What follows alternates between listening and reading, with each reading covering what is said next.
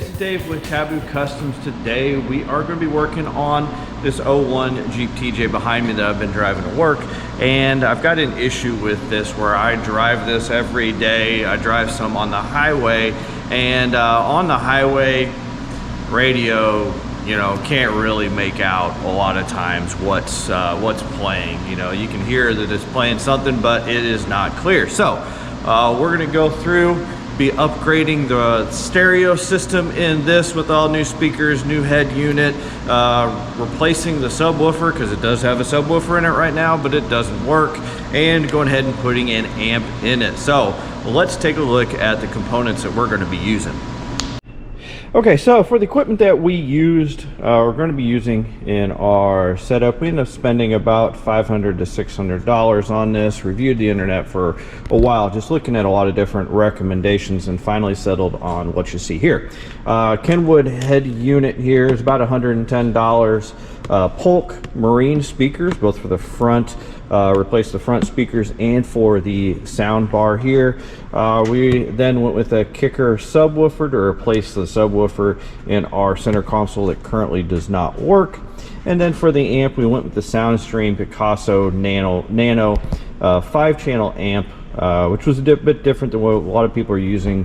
Basically a subwoofer amp. We went ahead and went with one that has 5 channels but power out to all the speakers, so we'll see how that goes. The interesting thing with this being so long is trying to find a mounting spot might be somewhat fun for that. So in general, like I said, about $500 to $600. We'll put links in the description to all these items if you are interested in going with the same setup or some of these different pieces. All right, so now what I'm going to do is I'm going to go ahead and take a drive, and we'll try playing a song. Might try a few songs just because I know copyright laws might keep us restricting, but I'm going to try to show you what it sounds like on the highway at speed before we do our installation, and I'll try to recreate roughly this exact same scenario after the installation. Hopefully we'll be able to see a difference. Well, we better be able to see a difference with as much money as we just spent. So let's take a look and see if we can hear how it currently is.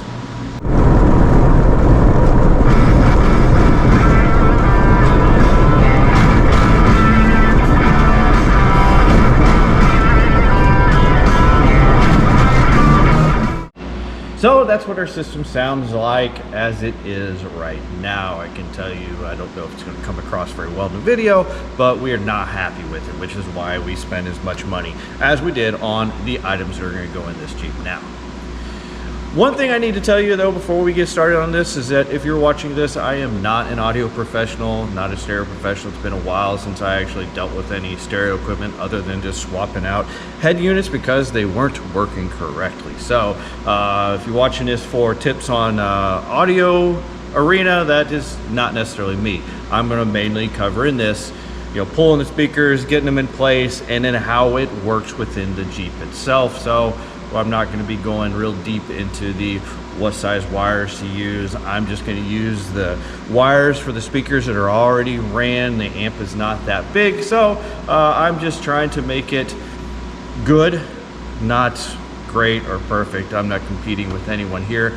I just want to be able to hear it clearly and have it sound decent for me. That's what I'm worrying about. So getting into it now, we're going to start taking apart the Jeep. We're going to just go ahead and pull all the speakers out. We'll pull the head unit out. So let's get to getting that done. All right, so we're going to start with the head unit first. So that means we need to get this whole center section off of the dash. Now first, to do that, we're going to need to pull this upper piece on the dash here, which isn't too hard. You just get a flat screwdriver. You can go to the end of one of the ends of it, kind of pry up on it, and then it will lift straight up. Now one area you're going to have to be careful of is this area right here in the center where the defroster vent is. These little pieces will and can break fairly easily, so we'll just pry up a little bit right there and then keep going down, and like I said, it will just pop straight up, pull the clips, and we can set that aside. Now with that out of here, there will be 2 screws up here at the top. there'll also be a screw down inside where the ashtray would be, so we'll have to go in, and ours is actually, no, it's there, it's just hidden. So anyway, they should be roughly, I think, Phillips or a 1/4 inch bit. Both of that, if they're still stock, I believe should work.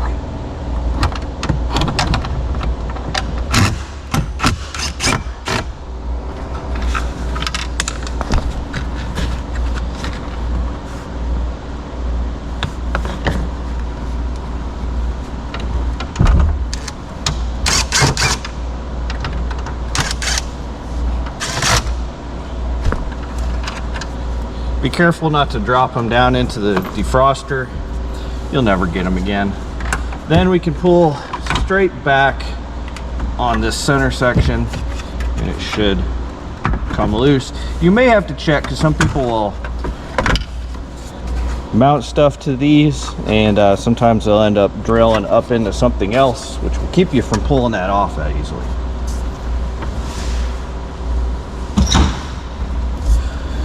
All right, so removal of the head unit. If you've got a stock head unit, they'll be screwed in here at these corners here.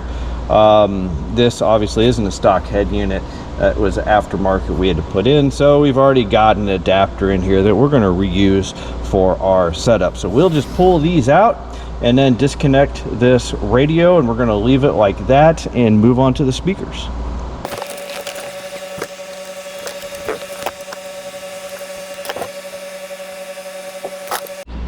All right, for the front speakers here, there'll just be 2 Phillips screws in the side.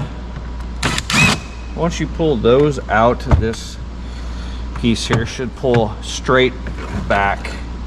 Top and bottom will have clips in it, so just pull straight back and it should come off pretty easily. The speakers here then will have, if stock, 4 screws, 2 top, 2 bottom.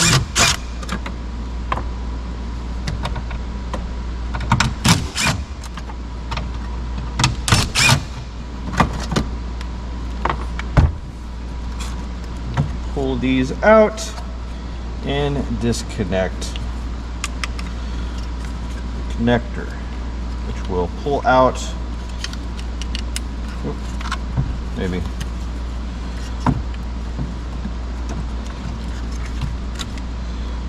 and this connector would actually look like this, at least in this year. So the rear should be pretty self-explanatory. 4 screws, pull it down. Same sort of connector as you just saw for the front speaker. Before moving on to removing the subwoofer, we'll go ahead and take a look at the new speakers and the old speakers. So those were the sound bar speakers here. You see here's the grill for the old speakers. These have the same bolt pattern, so these will screw right up there. See no issues with it. They all come with pigtails, a couple of crimped butt style connectors, and some new hardware there. However, on the front speakers I see a bit of an issue. Here's our new front speaker. Here was the existing speaker that came out of the Jeep. You can see the mounting of it's the 4 screws on the top and the bottom. You can see that this does not have that. It will not mount the same way without potentially using this bracket. So what I'm going to try to do, and I'll show it if it works out, is I'm going to try to take this speaker out, cut this bracket here, mount these in that bracket there, and then be able to bolt them straight back into the Jeep. Now you can upgrade your speakers and run a little bit larger speakers with a different bracket, but we went ahead and chose just to use the standard 4x6 speakers and put them back in the same way they were. Start getting the center console out for the subwoofer.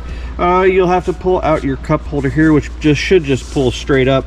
There'll be a 10 millimeter bolt down at the bottom of it, and then down here in the rear cup holders you'll need to pull the bottom out, which we will typically spray a little bit of lubricant in there so we can easily get a small screwdriver down in there and kind of work it out. Then there's 2 bolts down here. They are both T27 Torx.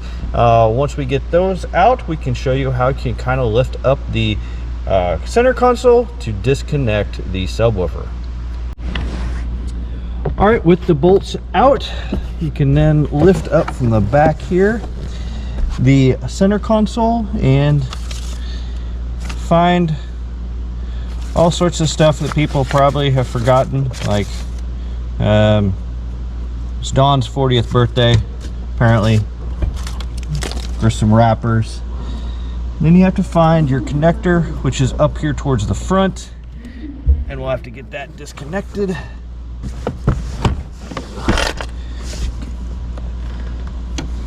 It does have one of the little red tabs in it, so that can be a pain.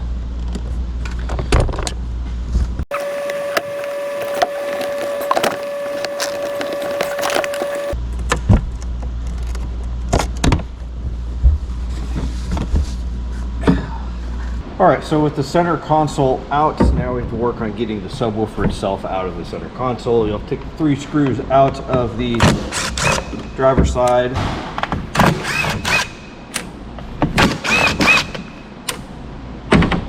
Then flip it underneath, and there's going to be 2 spring nuts that hold the box for the subwoofer.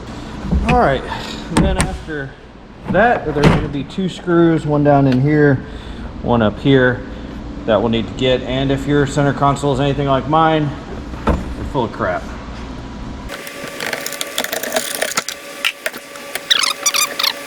Removing the subwoofer, and it's weird, everything else we've been dealing with has been Phillips. These are actually Torx T20, 4 of them.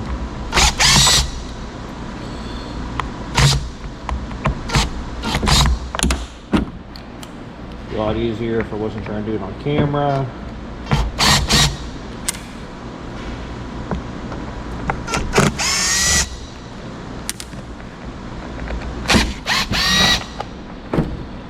All right.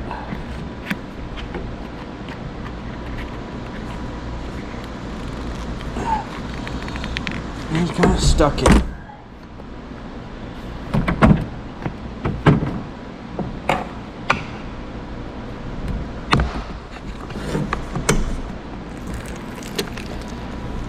Pretty much glued in.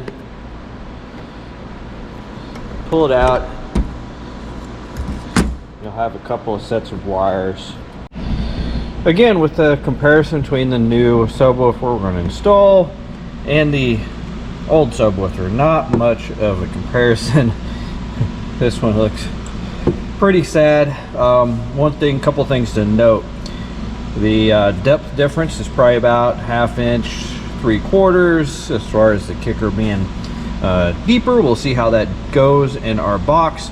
Also, this mounting is not the same, but it's not going to be as big an issue as the front speakers, because these will be able to screw into the plastic that's already there in that subwoofer box, so it shouldn't be too big of an issue. So once we get the box cleaned up, we're going to go ahead and clean the Jeep up while it's out. We'll start showing the reinstallation of these speakers, probably going backwards from where we disassembled them. Alright, so we started to look at installing our sub and already kind of ran into some complications. Now, the wiring that runs in here and this box here actually has a factory amp in it. It's kind of back here in the back. You can see it on the back, this fin piece. Well, the problem is I'm not going to run the factory amp. I've got our own amp, so we're going to have to run dedicated wiring for the new sub, because this wiring all ran off a radio choke and relay, and this wiring is actually also goes out to the rear speakers, which you don't need this wiring to actually produce sound at the rear speakers. So anyway, in the end, what we're going to do is we're going to go ahead and remove this wiring here, run separate wiring for the sub, perhaps run separate wiring for the speakers as well. We'll see how it goes. But anyway, going to go ahead and remove the factory amp. And what I'm going to do is actually just go ahead, remove the plate, remove the amp, and then we'll eventually here put this plate back on it. But we have another issue that I will show you first. Now, what we can do is actually go ahead and pull the amp off. So when we're done, we'll go ahead and put this plate back on here, seal this box up. However, we have another issue in that we already tried to put our amp into this box and the amp, or excuse me, sub, and the sub actually hits up here in the top. So we're gonna have to take a little bit out of right here inside of this box. I think we might have enough space. A lot of people are having to go in here, cut all of this out for bigger subs and whatnot. I don't think we'll have to do that with this one here that we've got, but we actually will have to go in here, cut this out, and then probably what we'll do is we'll 3D print a piece to go up here to basically reseal this box up completely. But let's see what we need to do, and I'll show you how far we end up having to cut out of that box.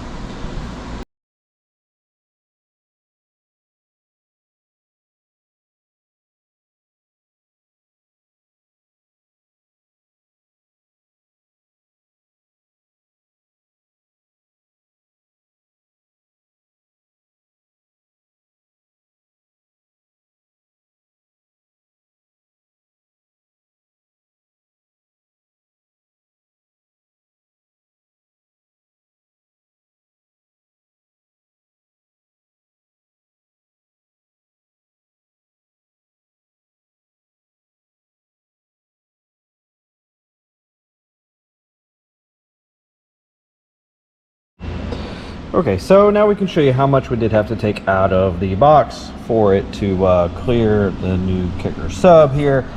This is about 3/4 inch down, I think about 2 1/4 over roughly, and about 1/4 inch up. We had to cut out of this section. We're actually 3D printing a piece to go over here that we'll show you in a bit once we get it done and get it installed.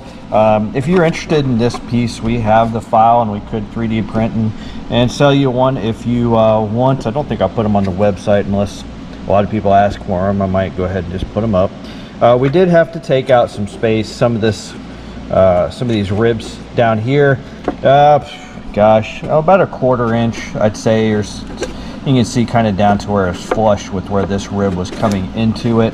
We did also have to cut these ribs down here, so we did that with just a little vibratory saw, and then you saw we had our straight die grinder down there with a small pad on it, just sanding these down, just cleaning them up a little bit so they look a little bit better. But you don't have to take a ton of those ribs out. I've seen others where they're basically taking all of this out. So now we're ready to go ahead and reinstall the new subwoofer, and then we're going to go ahead and put this plate back on the back, and we're going to have to wait for our 3D printer to finish up this piece so we can glue it in and dry. So we'll probably be at least another day messing around with just this. So anyway, let's get the sub installed.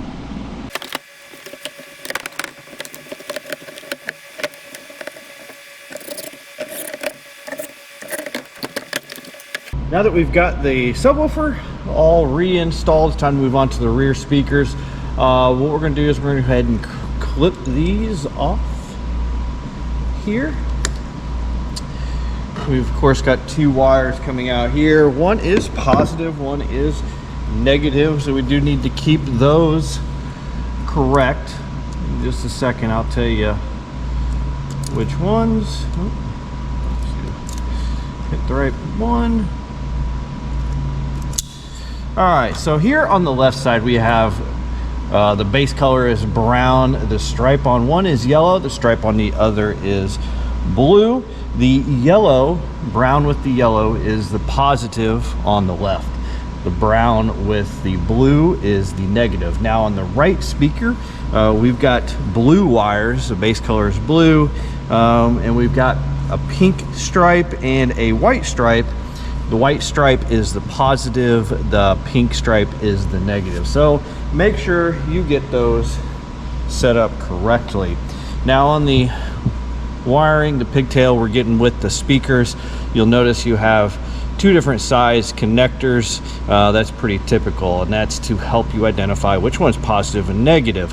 The bigger one is always positive, the smaller one's always negative. So we're going to want to make sure that we hook up that positive wire to the correct one and negative wire to the correct one. The negative wire typically also will have a stripe on it, so that will help you understand that it is negative. So we're going to go ahead, hook up the negative wire first. Go ahead and just use their crimp style butt connectors.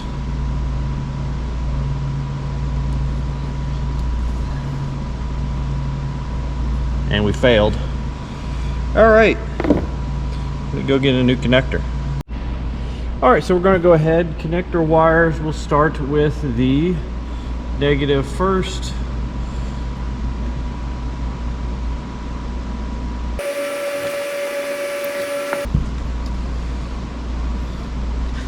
Now we can go ahead, connect our wires, and then we will start installing the speaker.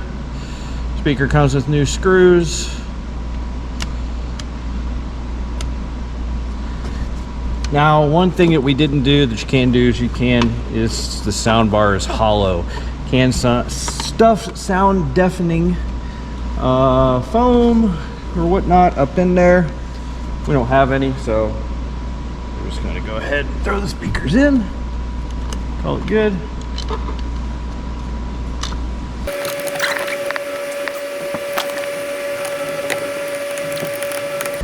All right, it's always the last one that gives you problems. Make sure you get all 4 of them started before going too far into tightening down like I did, and you have trouble on the last one. So anyway, we'll go ahead, we'll finish off our other rear speaker and move to the front. All right, so we printed our 3D piece here, basically closed up the sub box. Now we're ready to start reinstalling the box back into the center console. If you want one of these pieces here, just send us or put a comment on the video, or send us an email on our website, taboocustoms.com, and we can print one of these up and sell them to you if you'd like. We probably won't put them on the website unless several people start asking about them. Then we might actually go ahead and inventory them, stock them. So go ahead and put this back together. Slide it in from the top.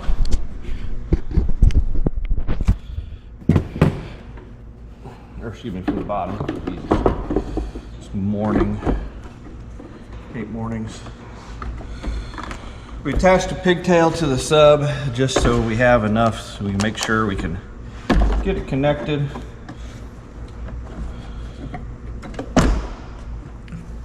Basically go back over those spots where you pulled off those spring clips. If you saved the spring clips, you could reinstall them. If you didn't, not a huge deal. So an easy way, if you do have these, to install them is just use a socket that will fit over whatever you're putting them on. Basically push them back down on there. This is just a 10mm socket. Honestly, we're reusing the old ones, kind of flatten them back out. And that one didn't go so well. That would kind of turn into a taco for some reason.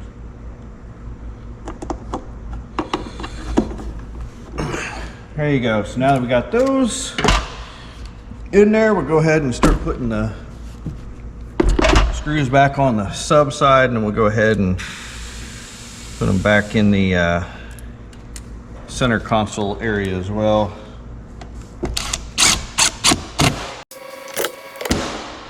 Now, in some others I had seen where they had added a spacer underneath the sub to push it out to keep from having to modify the box so much. However, I don't know how that's worked for them, because there's probably only maybe 1/8 to 3/16 inch of clearance at the most between this grill and that sub, and that's with the sub mounted all the way down where the old one was. So yeah,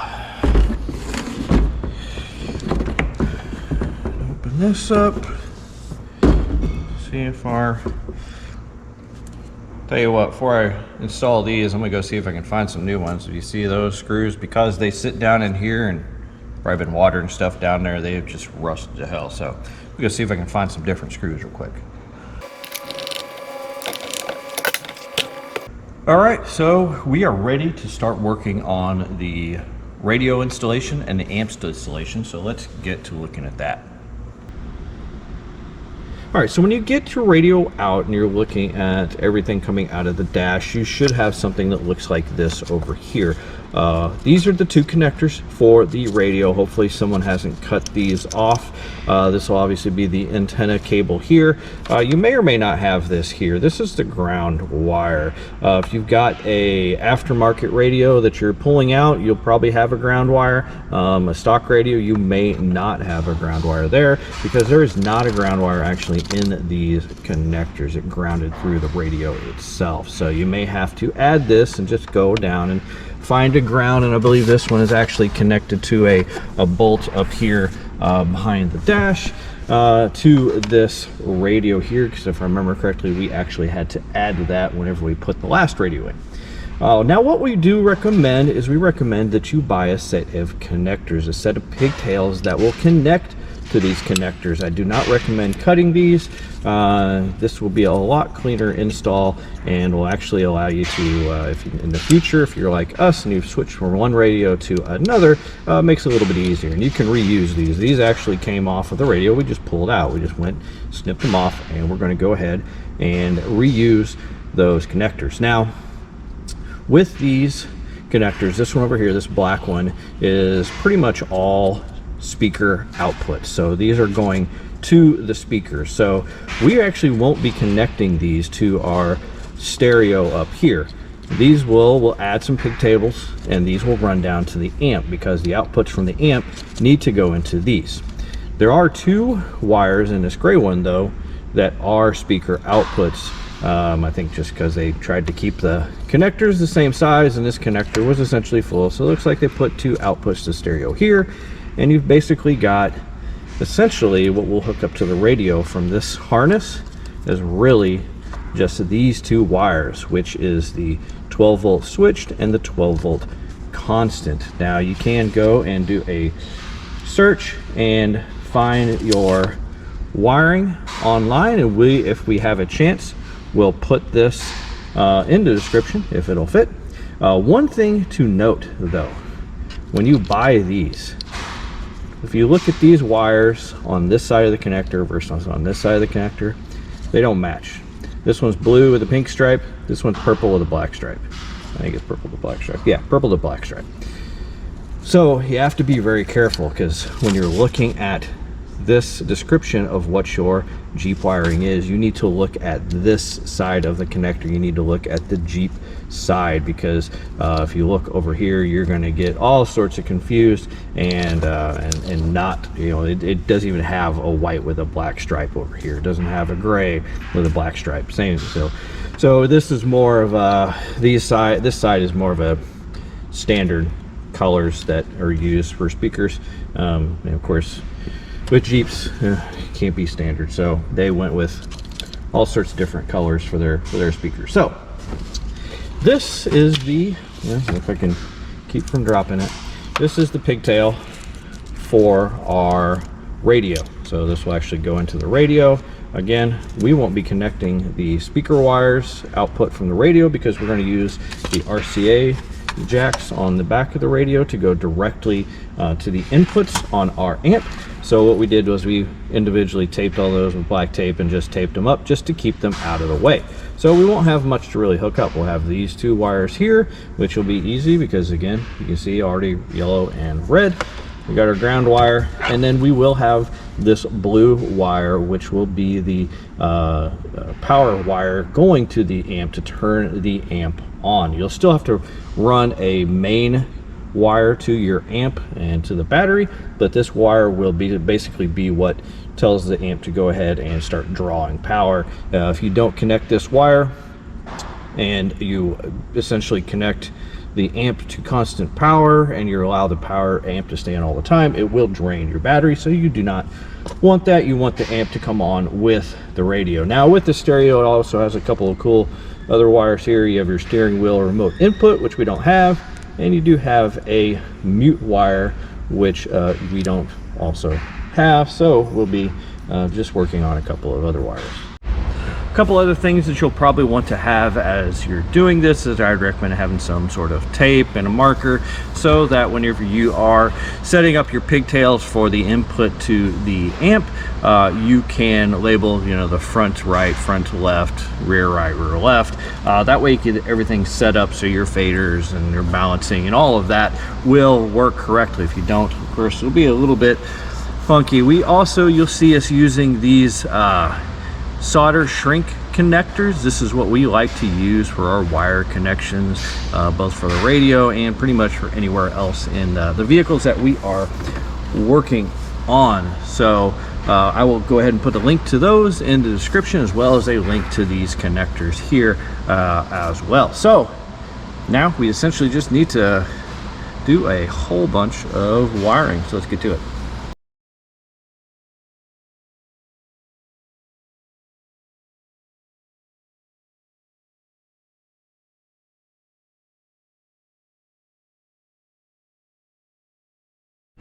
Okay, so we finished up our wiring for the power side of the radio, the power side going into the amp, and our ground here. So we're good there. Now this orange wire we didn't use, we just taped that off. That's for a dash illumination wire. We don't need that one. Now getting into the speakering wire, we noticed a couple of things. We were looking at this chart, trying to figure out, okay, let's grab, you know, the front left speaker and just go ahead and wire that one first so we could label it, and then move to the right front, so on and so forth. However, when we're looking at our sheet here, and this was just pulled up a random site, printed it off real quick, and we started looking at the wires that come out here, they weren't matching. You can see this wire here has a black stripe on it. For us, typically the stripe meant it was a negative wire. On these wires, there's actually writing on here that says that this is a negative wire. However, this sheet says it's a positive wire. The reason? This sheet's wrong. Be careful what you find on the internet and what you use on the internet. So we pulled up our service manual, dug through the wiring diagrams, and found out that this harness, this pigtail, is correct. This is a negative wire. This is also a negative wire. Two of these wires here, they had the polarity reversed. So gonna have to be careful what you print out and what you use off the internet. If you can, it would be best to go to a service manual and look at that, and a quick Google search will also get you to the same information in some images, so you can go from there. So now we're basically going to go in and wire up our speakers, make sure we get those labeled correctly. And one thing I did mention is that this stripe here, we typically saw this as a negative wire if it had a stripe on it. However, if you do some Googling, there will be some folks out there will say, well, if there's a red stripe on it, it needs positive. So you always want to kind of double check your polarity. For us, we're going to keep the stripes together and keep the stripes as the negative. That's how we wired up our subwoofer. So we want to keep the same process going throughout all of this wiring. As long as you do that and you keep it straight in your head, you'll be all right.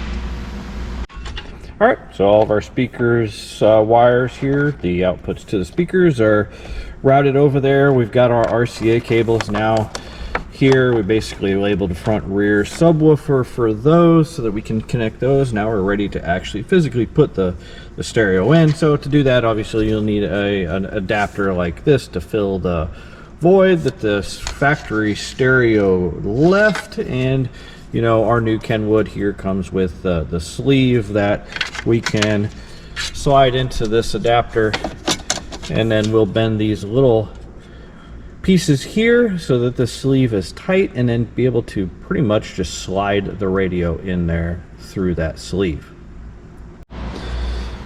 All right, so you can see here we've bent our tabs up. It fits all right. It's always kind of sketchy with just holding it in by the sleeve. I wish I was able to have a little bit better system to hold it in there, but this is a pretty light radio. Being it's not a CD player, not a cassette player, not anything but really Bluetooth, so they aren't too heavy anymore. So really this sleeve will hold it in there just fine. We'll have to pull all of our wires through the sleeve. Make sure you don't lose your antenna wire. pop this in. Now if you're buying a new one of these, you maybe have to break off some of these tabs, cut some off. This was the adapter we had already had in this Jeep, so we just reused it, so it was already pretty much set up for us.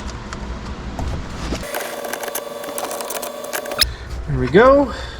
One thing we forgot, we do want to use our mic with this stereo, so I am going to run the mic cable down probably just behind the dash for now. And I hate these mics when people tape them down, so I'll probably just clip it down to something on top of the dash.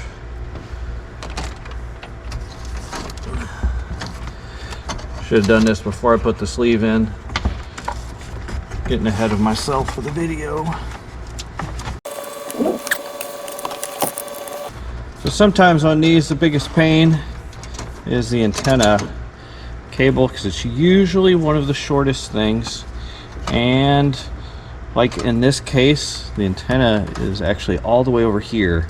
So this cable has to actually go all the way over here. And as you can see, it is going to be tight to get it in there. So we'll hook everything up and try to do that last.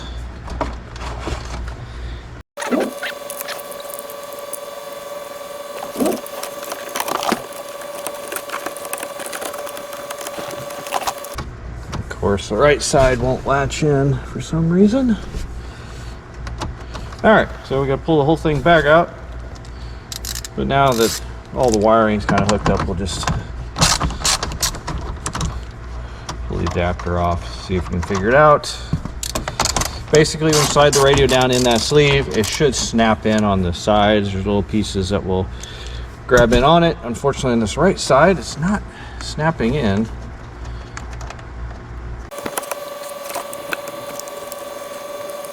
Just needed to be pushed in a little bit. There you go.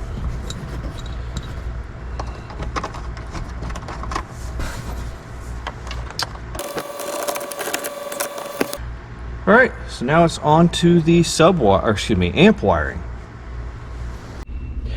One thing probably to mention before we got into wiring up the speakers and stuff for the radio is that you do need to figure out where you're going to put your amp, because that's going to change how long your wires need to be there for the radio. Now, if you're running a small amp like us, we're running the SoundStream Picasso Nano. A lot of people are mounting their amps here underneath the steering column on the TJ. If you have a larger amp, you might have to put it somewhere in the back, but most folks are running a smaller amp with just the stock speaker location. So what we've done is we've actually developed a mounting bracket for underneath the steering column that we'll have available on our website. The link will be in the description below. This mount will come raw. We went ahead and painted this one here black, and basically down here this will slide in and slide over to bolts there, and then you'll just need some 8mm nuts to go over that with a couple of washers, and you'll be able to have a nice large flat space to mount your amp to. Now with this bracket,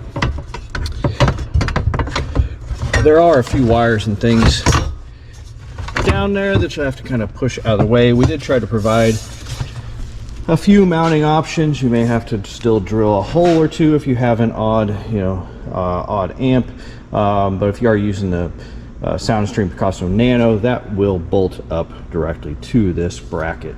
So check out our website, taboocustoms.com, for one of these brackets. All right, let's take a little closer look at the SoundStream Picasso Nano here that we're installing. This end you have the outputs for the 4 speakers, the subwoofer, our input for our 12-volt power, and then our ground as well. On the other end, you've got the inputs from the stereo, and you've got a couple of options they send with that. You of course have the RCA plugs, and then you have just the normal speaker wire inputs that you could use. We're of course going to be using these to make wiring up a little bit simpler.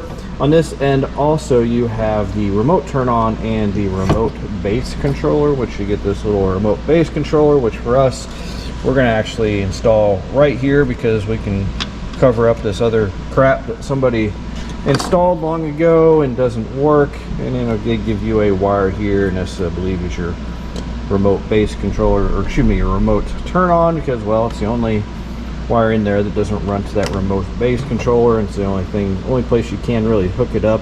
Wasn't real clear in the instructions, honestly, as far as that is exactly what it is, but it's the only thing it can be. So what we're going to do is we're going to go ahead and get this roughly mounted to our bracket here. We'll need to decide, you know, which direction we want to go with it, but we left enough wire. I think we can go either direction. Shouldn't be an issue. We're going to kind of look and see where we have a little bit more room maybe for this. Then we will go ahead, get it in there, and start to get it wired. All right, let's talk about the power wire. Probably going to be the one you might have the most questions with as far as what you should do.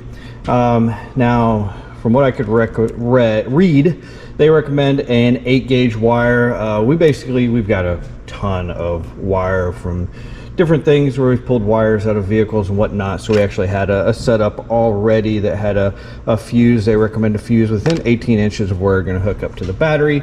Now, we typically don't hook directly to the battery. What we'll do is we will pop open the distribution box, and you can see this one's already loose because we loosened it up because we removed some other wiring that actually wasn't used. We typically will connect to one of these lugs up here rather than connect to the battery post, because those tend to wear out. This, and someone has done some work on this in the past. We didn't do this. All of this is added. That's not how that is stock. It's not really great, but right now it works. So essentially, yeah, we're going to hook up right here. Ran our wire along the harness up on the firewall, and you've got a few options as you get over here and you go down and you need to go through the firewall. You've got places on the right there, and we actually came through where the shifter cable comes through, just poked a little hole in there, pushed our wire through. That was partially because we didn't have enough wire to run all the way over here and go through either that top or the lower grommet. Typically would go through the lower grommet there. You can really just go next to the wires and often just push that larger cable through and get up in there and run to our amp, which you can maybe see is basically right above everything right there. Now, as far as the ground, we're going to run our ground back and basically connect it to that stud that is there. We'll clean some of the paint off, find a nut that fits that stud, and then clamp our ground down right there, and then hook up all of our speaker wires. And once we get everything hooked up, then we'll hook up our power wire to the distribution block.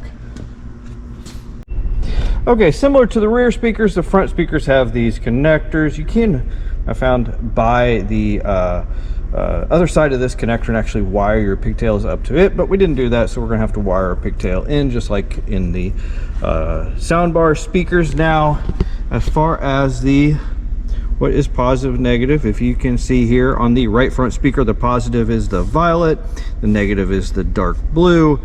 On the left, the positive is the dark green, and the negative is the brown with a red stripe. So as you can see here, we've got our positive and our negative. Colors do match, so we should be good to go. So we get those wired in, and then we're actually going to do some testing before we kind of wrap it up here and get everything buttoned up. All right, so getting to the mounting of the front speakers, these 4x6s, as you can see, they won't mount in there. The old speakers mounted up top and bottom like this. Originally, I tried just cutting this off of the old speakers, thinking that, well, maybe I could just put that in behind that. This is too tight. I probably could go and grind on it a bit, but way too much work. You can go buy these $10 for two, pretty cheap. So pretty easy to go. Honestly though, if I would have been thinking, I probably would have went ahead and went with a 5 1/4 speaker here, but wasn't thinking whenever I bought speakers. So you might look at that. If you have to buy an adapter anyway, might as well go with a 5 1/4 probably up front. But anyway, we'll take these, put it behind the speaker, screw it in, and they mount up there, and we'll take a look at that in just a second. All right, so here's one mounted. As you can see, the screws in, basically mounts to the stock holes after that, so pretty easy. All right, so we've got everything hooked up. We've actually tested the system. I've actually also adjusted the system.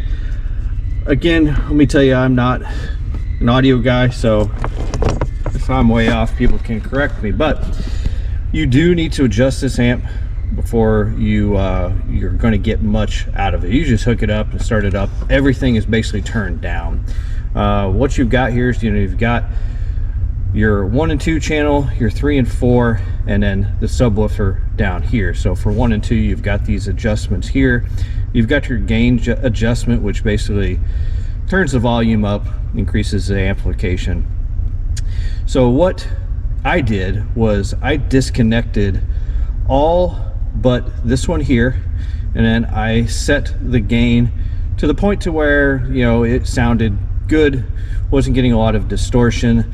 And then I adjusted the high pass. Now the high pass filter filters out the different frequencies. So for instance, on the front here, I've got my high pass turned up higher because I filter out a lot of the bass from the front speakers, because they're only 4x6.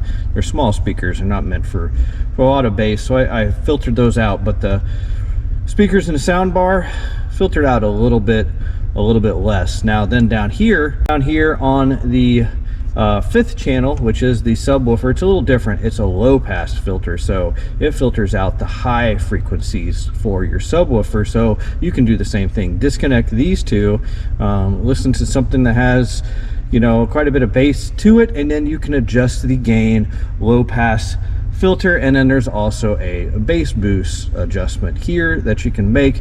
You're just gonna have to make sure you adjust those before you mount it here, because when you get it, all of this is going to be turned down. It's going to seem like it's doing nothing, and so you have to adjust those first. So now let's go ahead and work on getting this put back up under the dash. So we can see how our mount fits in here. Very sturdy. I don't recommend removing the bolts, or I recommend removing the nuts for the steering column, or I recommend leaving those, adding nuts on top of it. More than enough threads down here to hold that. So you can kind of see, if you look down here, how it looks up under there. More than enough clearance for everything. Now we just need to go and get our wires all tied up. Couple of things when you are running your wires, obviously you're going to want to stay away from the pedals. Also, I would recommend whenever you go over the column, if you go over the column, do it in front of this bracket, well, not in front of, I guess, on this side of the bracket, not on the other side. The other side is the steering shaft, so it's going to be rotating as you turn the wheel. If you go over this, there's a little guard here that would protect it from any rotating parts. That way you make sure you don't get it into anything that you don't want to get it into. So now all we need to do is I'm going to double check it and make sure everything's working and I didn't accidentally disconnect anything, and then I'm going to start tidying my wires up, because we obviously have a mess down here, and start putting the rest of the dash back together, and we'll get it tested.